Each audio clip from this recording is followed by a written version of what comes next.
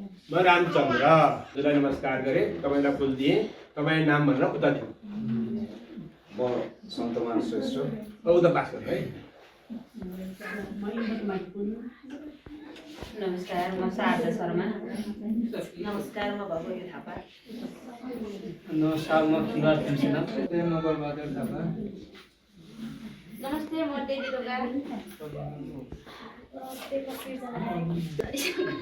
नमस्कार, म सकिएला म पुग्ला।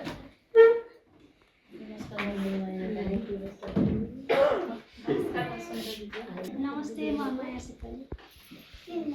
नमस्ते, भोलदेवी सिक्कली। नमस्ते, कोकिला सुनार। होला उता आइनुहुन्छ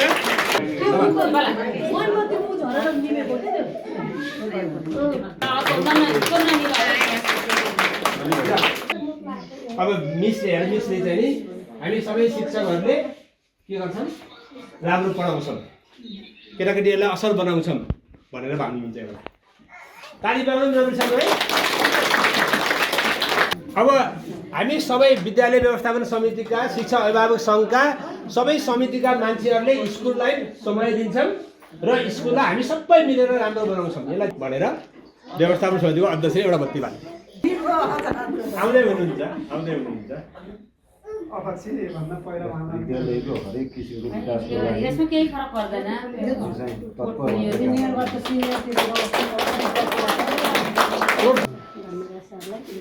भन्ने कुराहरूले भन्नुभयो, सुन्ने कुरा सबै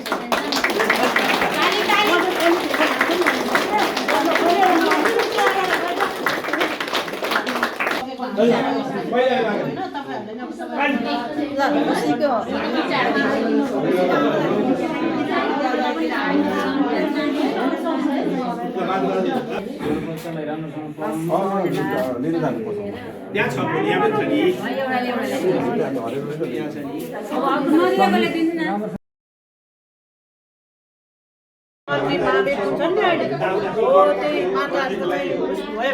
अनि प्रदेश शिक्षा मन्त्रालय चाहिँ गण्डकी प्रदेशमा मन्त्रालय छ, त्यो पनि यही बालबालिकाकै लागि काम गर्ने हो।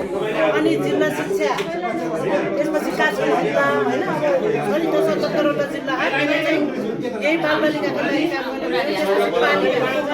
पालिका छ, अनि पालिकामा त फेरि वडा शिक्षा समिति छ।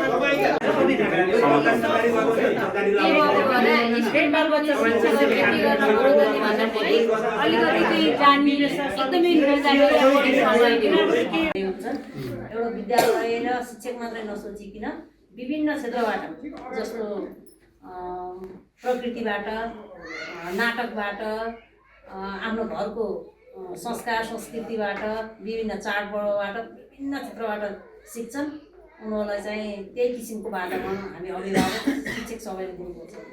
हुन्छ भने अब घर परिवारबाट नि हरेक कुरो सिक्ने भयो, केही कुरो विद्यालयबाट नि सिक्छन्। अरू कुरो के हुन्छ भने तपाईँको टोल छिमेकी आडाको जति पनि हुन्छ त्यही अनुसार पनि बालबालिका त्यस्तो कुराहरू सिक्छन्।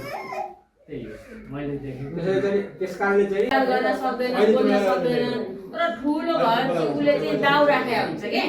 एउटा म भन्छु रियल घटना, मैले पनि त्यो संस्थामा काम गरेको, अगाडिबाटै त्यो गाडी फोरेको सडकको बच्चा हो। सडकबाट ल्याएर उसले 9 कक्षामा पढ्थ्यो, एकदमै राम्रो थियो होला। स्कुलमा चाहिँ केही भएछ क्या, उसले केही गल्ती गरेछ। अनि स्कुलले चाहिँ रेस्ट टिकट गरिदियो। सुन्नु, स्कुलले चाहिँ रेस्ट टिकट गरिदियो। अब रेस्ट टिकट गरिदियो, निकालिदियो कि स्कुलबाट, यहाँ नपढ भनेर निकालिदियो। सानो बच्चा हेड सरसँग, हेडमिससँग, विद्यालय शिक्षकसँग केही बोल्न सकेन। जब ऊ ठुलो भयो नि, उसले चाहिँ त्यो नारेश्वरको रुखको आडमा चाहिँ पुरेर बसेर यताबाट प्रिन्सिपलहरू आफ्नो कारमा जाँदा नि यत्रो ढुङ्गाले हानेर दौड्यो। धन्न तिनीहरू मरेनन्, रिस फेरो त्यही बदला लियो। त्यही भएर अहिले भर्खरै समस्या समाधान भयो भनेर हामी कसैले नि हेर्नुहुन्न। के कुरो जोड्नु भएको थियो भने यसरी 9 क्लासमा पढ्ने विद्यार्थीले के सरहरूलाई अथवा मिसहरूलाई बाटोमा छेकेर घुम्न हान्यो भन्ने कुरो छ नि साथी। त्यो विषय चाहिँ अहिलेका 5 कक्षाका विद्यार्थीसित मलाई डर पाइरहेको छ। अब विद्यार्थीले पढाउन दिएनन्, अनि त्यही बैठक मिटिङ गर्ने बेलामा अब ढिलो आइपुग्छ मिटिङमा होइन अब क्रिया कार्य हुँदैन अब पढ्नमा ध्यान दिँदैन भनेर चाहिँ त्यो कसैले कसैलाई भनेको हो त्यो अब अभिभावकलाई पनि भनेको अब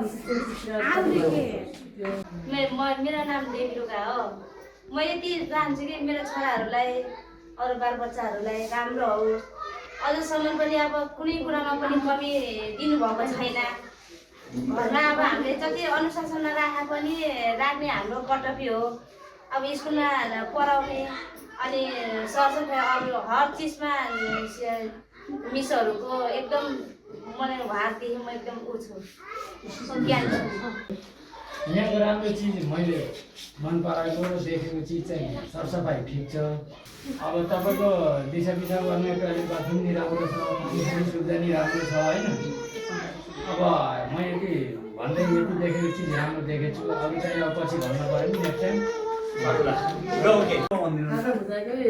भन्छन् मिठो मिठो दिनुहुन्छ अहिले पहिला झै अहिले मिठो दिनुहुन्छ भन्नुहुन्छ बच्चाले भन्छन् तर मैले चाहिँ देखेको कुरा यो 5 क्लासको विद्यार्थी एकदम बदमास क्लासमा यस्तो रहेछ भन्ने हामीले पनि हजुरसित भन्ने पायो अनि त्यही हो अब अझ पनि राम्रो यस्तो यस्तै कार्यक्रम हुँदै जाओस् रमाइलो भएछ अब दिनभरि बस्यो सबै कुरा बुझ्यो सिक्यो बच्चालाई यस्तो गर्नुपर्ने रहेछ यस्तो भन्नुपर्ने रहेछ भन्ने कुरा सिकाउनु भयो त्यही नै हो अभिभावकहरू सर्भिसहरू सबै भेला भयौँ होइन अनि हामीले अब धेरै कुराहरू बुझ्यो अब बच्चाहरूलाई घरमा कस्तो शिक्षाहरू दिने कस्तो बोल्ने राम्रो नराम्रो भन्ने सिकियो है सँगै भएर छलफल गऱ्यौँ होइन धेरै कुराहरू आएको छ होइन यसरी चाहिँ अहिलेसम्म हामीले छलफल गर्न पाएको थियौँ त्यो अवसर जुटाइदिनु भयो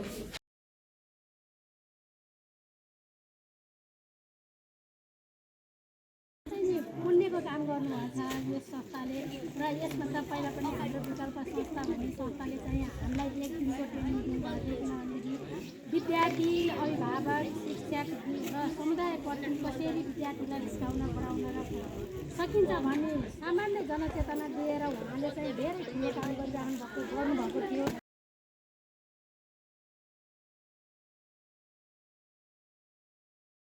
कार्यक्रममा धेरै नै हर्षित छु रामचन्द्र पौडेलजीसँग केही समय अगाडि हाम्रो भेट भयो र एउटा विद्यालय सुधारको लागि उहाँले केही कार्यक्रमहरू गरेको पटक पटक हाम्रो सम्पर्कपछि उहाँसँग भेट हुँदा हाम्रो विद्यालयमा भएका समस्याहरूका बारेमा उहाँले राख्नु हुन्छ ठिक छ म मेरो प्रयत्न आइसम्म विद्यालयलाई सहयोग गर्न कोसिस गर्नेछु भनेर भन्नुभएको थियो त्यो अनुरूप उहाँले हामीलाई 40,000 र नगद सहयोग पनि गर्नुभयो त्यसले हामीले विद्यालयको भौतिक सुधारका कामहरू हामीले गरिरहेका छौँ उहाँले लेख्नुभएको छ त्यो समस्या पनि हामीले राख्दै गर्दा अब 26जना जुन त्यति बेला नपुगेका विद्यार्थीहरूलाई ट्र्याकसुट पनि उपलब्ध गराइदिनु भयो र उहाँको संस्थाले त्यो आफ्नो उद्देश्य प्राप्ति गर्न सकोस् म उहाँलाई शुभकामना पनि दिन चाहन्छु सम्पूर्ण टिमलाई पनि म हार्दिक धन्यवाद दिन चाहन्छु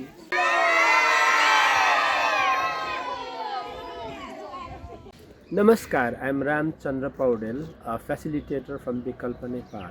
Vikalpa Nepal is a civil society organization founded by Nepali youth who deeply care about inclusion, social justice and the future of the public education in Nepal. Today, we feel grateful to share a beautiful moment from our recent activity with parents, teachers and school management at Gauri Shankar Basic School in Pokhara. We witnessed openness, warm smiles, safety and deep human connection. Parents and teachers shared their stories from the bottom of their heart. They spoke about the good things in the school and also about what can they improve in the school with honesty, with joy and the hope. All of them said it was the first time they truly felt heard, actually respected and become a part of their caring community. We warmly invite you to walk with us. Together, let us create schools where every child and every parent felt welcome, respected, safe, and joyful. Thank you.